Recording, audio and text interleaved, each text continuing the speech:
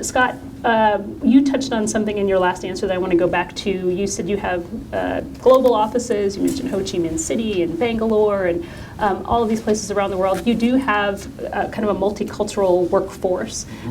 What role does diversity play in that? You've said a couple of things, but could you talk a little bit more about how diversity plays a role in the work that you do and what that means for your organization as you guys prepare, to continue to compete here in the coming decades?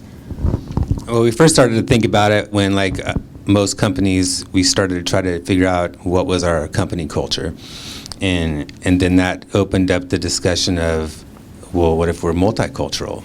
And why would you want to create a culture out of multicultural when multicultural may be your business advantage? And so it was figuring out how to embrace that multicultural perspective and bring it in when Portland is not as multicultural as some other places. It is not the least, though. I understand Pittsburgh is the least, which surprised me. And our industry, frankly, has been pretty poor at reaching out to people of color, and only has recently begun to do so when they realized that 30% of the future population, at the least in the United States, were people of color, and our industry better address that. And REI had done a survey and realized that when they surveyed their members of color and said, what's the outdoors mean to you? And I'm a sad example today, white dude in a plaid shirt was the answer. So, and that's no different than when we wanted people of color to work for us because they saw our industry as a bunch of white dudes in plaid shirts. And so we had to figure out how to change that and also how to add maybe some more fashion so that we could sell to other people than just white guys. So it's been a huge issue, and it's been simple things as simple as like what kind of images are we putting out and who are we focusing on, who are we featuring in our marketing, who are we featuring in whenever we're highlighting employees or sending out employee communications, how are we highlighting what's being done at our offices around the globe versus always having the messaging come from headquarters and talking about some new headquarter initiative that no one really out there. They're like, we're on an island, we don't care about your latest initiative. Talk about us.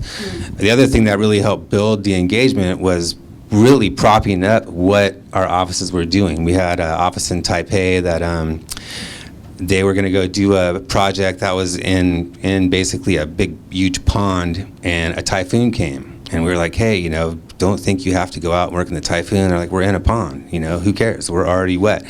So they went out and did it, and when we sent that news blast around, we do these digital news blasts to the whole company, then every other liaison office is what we call them, they wanted to do a project. They're like, wow, look at Taipei, got all this love, we want to do this.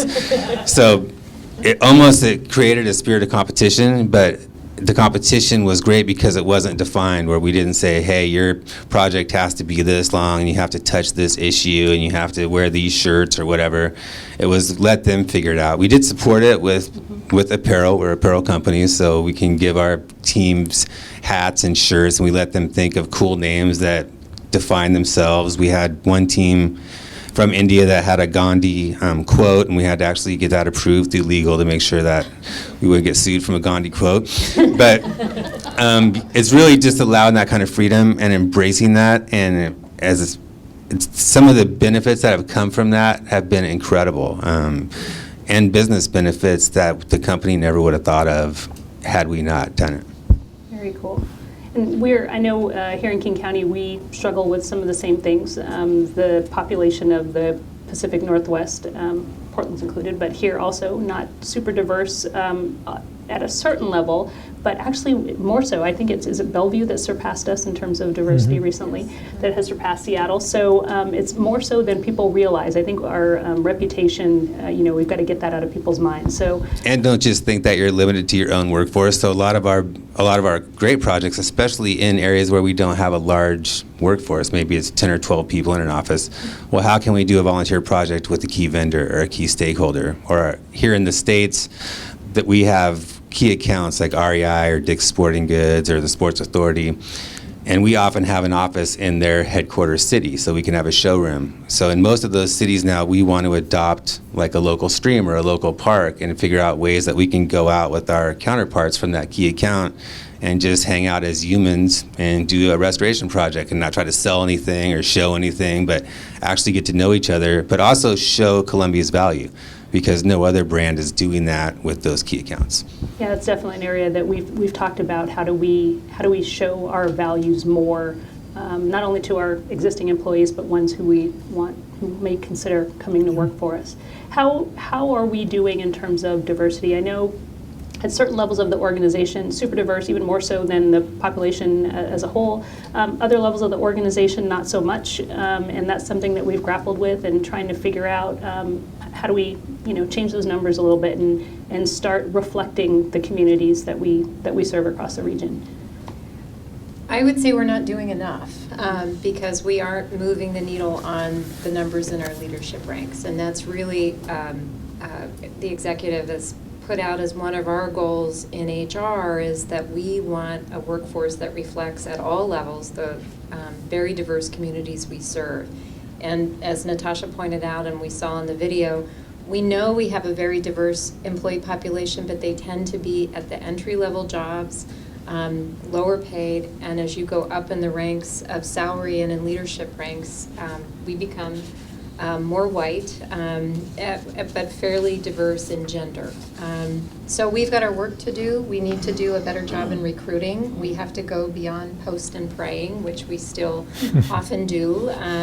We actually have to recruit and do more significant outreach. We need to scrub the min quals out of our jobs. Can you explain what that means? It's a technical HR term. The Yeah. minimum qualifications, we have very high minimum qualifications.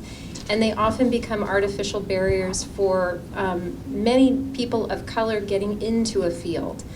They aren't necessary to be successful day one on the job. They just happen to be the minimum qualifications of the person who retired after 30 years on the job. So if we continue to hire that way, we're going to continue to hire retirees from the city of Seattle. So, and that's a lot of what we've been doing over the years. So we can do better in recruitment. We can do better in development. And then the final is, even when we get a more diverse population of employees, we have to create a more welcoming and inclusive work environment. And that means all of us here, how we show up every day and the choices that we make and how we treat each other is critical. And there's a lot of agencies who are working really systematically to increase our cultural competence to be able to understand and value differences. But it's something we have to tackle every day. And we've got a lot of work to do. And I think what sometimes gets lost in our discussions of that is that when we do that, when we make the workplace better for everyone who works there, it really does make it better for everyone. It's not like, well, just people of color are really happy now and everyone else, sorry. It's everyone benefits when the whole organization is more welcoming and everyone can bring their whole self to the job. And this, Nancy and I have spent a lot of time talking about this too. Part of the recruitment challenge, of course, is being more actively engaged recruiting outside of the county, but also when we have a diverse workforce at the entry level, being much better about giving people those training opportunities, the learning opportunities, so that they can develop into the candidates for management and leadership.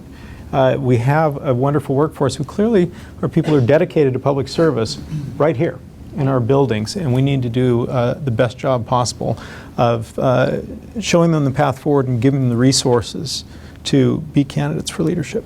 And on the minimum qualification front as well, recognizing other things that are, some people have maybe done the work in another field, so that maybe they've got a three years towards their degree, and then they just started working, and they've got 15 years of experience, but because they don't have the exact degree, we're like, oh, I'm sorry, I can't do it, even though they've already been doing what we're asking them to at some other company for 10 or 15 years.